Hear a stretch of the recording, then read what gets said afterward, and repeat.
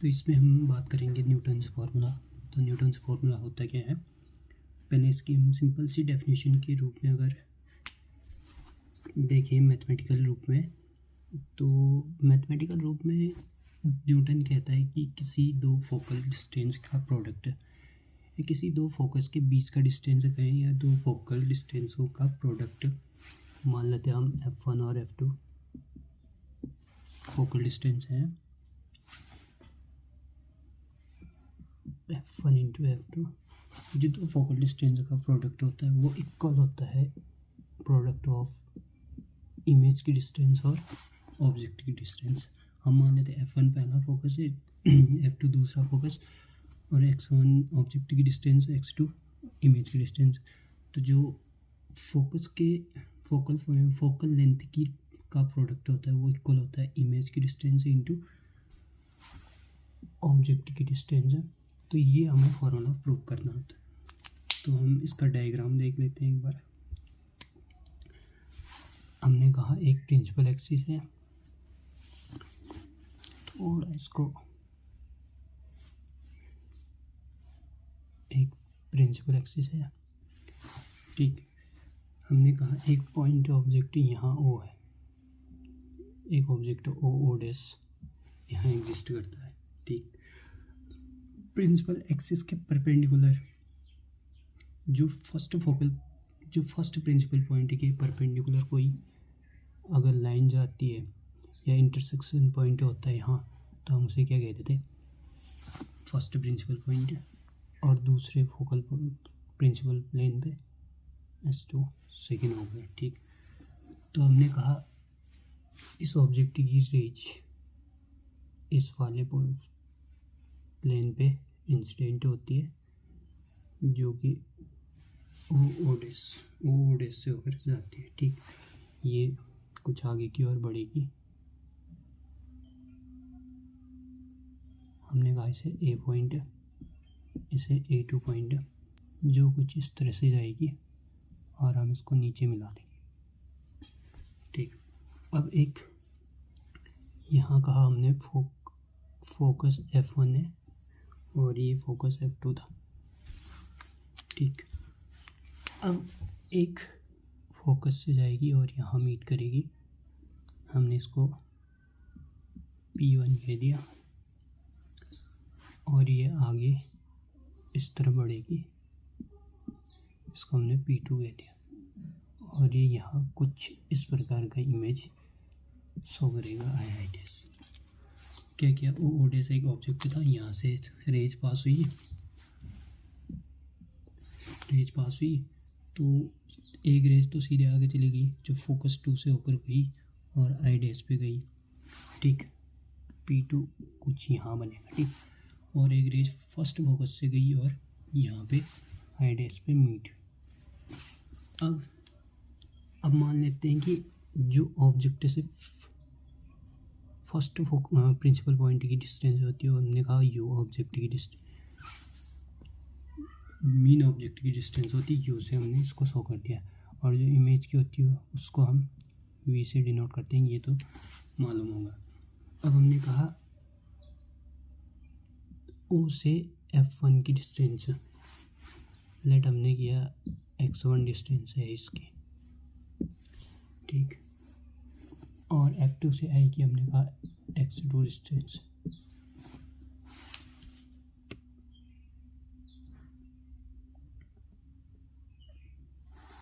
ठीक।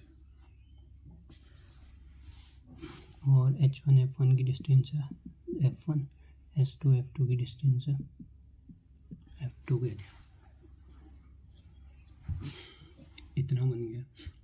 तो हमने कहा एक ऑब्जेक्ट O डैश था, हमने एक रेज O डैश से पैरेलल किसके, प्रिंसिपल एक्सिस के पैरेलल भेजी, एक तो F2 से गई फोकस 2 से, एक फोकस 1 से F1 से गई, और एट लास्ट किस में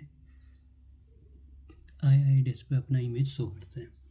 तो अब हम इसको डिराइव करेंगे कि हमें ये वाला फॉर्मूला प्रूव करना है। हम देखेंगे कि in triangle O dash F1 O dash F1 और इसकी डिस्टेंस है y1 और इसकी y2 हमने कह दिया। हाइट, ऑब्जेक्ट की हाइट y1 और इमेज की हाइट y2 हमने शो कर दिया। अब हम ट्रायंगल का कंपेयर करेंगे, ओ डैश और F1 and F1 H1 and P1। यहाँ से हम निकालेंगे इनका रेशियो। तो रेशियो निकालेंगे जब, तो ओ डैश ओ अपॉन ये डिस्टेंस और ये वाली हाइट का इक्वल टू ओ डैश हो गया और H1 P1 हो गया। अब किसका रेशियो, ओ और F1 अपॉन F1 और H1, इन दोनों का ratio equal to O dash की हाइट कितनी थी y1 अपॉन H1 P1 की, इसको अगर इससे कंपेयर करें तो इसकी y2 थी तो इसकी भी y2, क्योंकि सिमिलर डिस्टेंस पे प्रिंसिपल एक्सिस से नीचे की ओर सिमिलर हाइट पर दोनों है, तो ये नीचे की ओर है तो -y2 इक्वल टू। अब हम किस में देखेंगे, ओ F1, ओ से F1 की दूरी थी x1, ठीक, और दूसरा F1 H1 की डिस्टेंस थी F1, हमने ये कर दिया, ठीक। अब दोनों नीचे साइड को होता है, ये भी माइनस ये भी माइनस, तो फाइनल रिजल्ट क्या आएगा इसका, y1 upon y2 equal to x1 upon F1 equation 1, equation 1 हो, ठीक। ये फाइनल रिजल्ट था। अब इस वाले ट्रायंगल की बात करते हैं। इन ट्रायंगल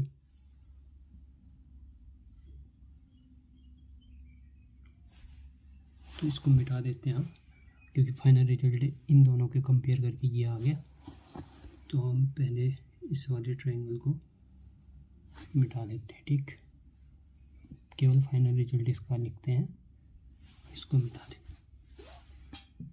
ये पहले दो, इन दोनों को कंपेयर करके ये आया। दूसरे की हम बात करें तो इन triangle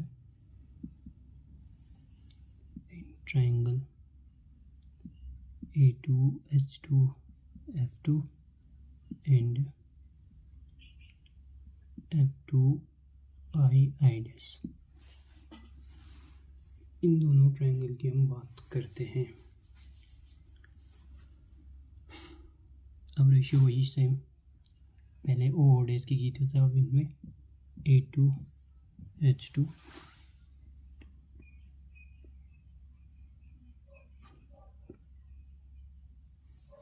A2 upon I dash equal to H2 F2 upon F2I। Same यहाँ भी हमने यही प्रोसेस यूज की थी कि ओ डैश H1 P1 ओ F1 H1, तो वही प्रोसेस हमने यहाँ भी शुरू किया। अब A2 H2 क्या था y1, इसके सिमिलर आईडी पे है y1, I डैश क्या था y2।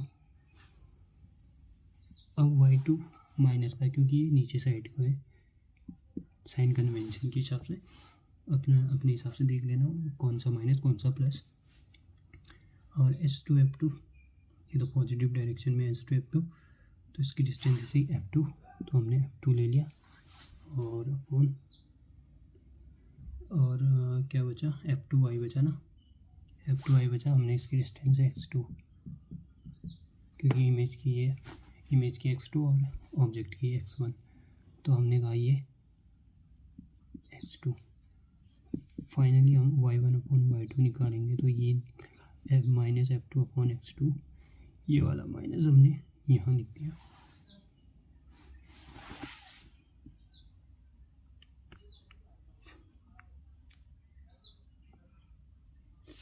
ये आ गया इक्वेशन 2, ठीक। इक्वेशन 2।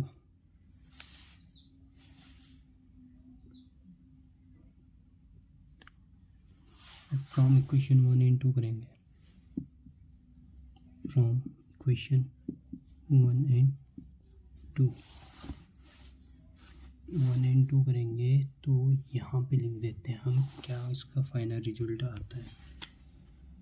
तो इक्वेशन 1 में क्या था, y1/y2 इक्वल टू x1/f1, और इक्वेशन 2 में क्या था, y1/y2 इक्वल टू, ये माइनस का होगा एक, क्योंकि माइनस भी एक नेगेटिव डायरेक्शन में है। तो y1/y2 इक्वेशन 2 में -f2/x2। तो यहाँ लिखेंगे तो पहले वाला -x1/f1 इक्वल टू, ये क्या था, -f2/x2 इम्प्लाइज दैट। अब क्रॉस मल्टीप्लाई करेंगे, माइनस माइनस तो प्लस हो जाएंगे, क्रॉस मल्टीप्लाई करेंगे तो f1/f2 इक्वल टू x1/x2। ये हमें फॉर्मूला प्रूव करना था जो हमने कर दिया है।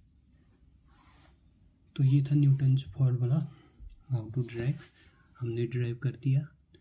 इसको रेज फॉर्म में भी हमने कन्वर्ट कर दिया कि डायग्राम किस प्रकार बनेगा, और यहाँ से हमने इसको ड्राइव करते हुए हमने फॉर्मूला निकाल लिया f1/f2 इक्वल टू x1/x2, जो कि ईजी मेथड में या ईजी वे में आपको समझना था।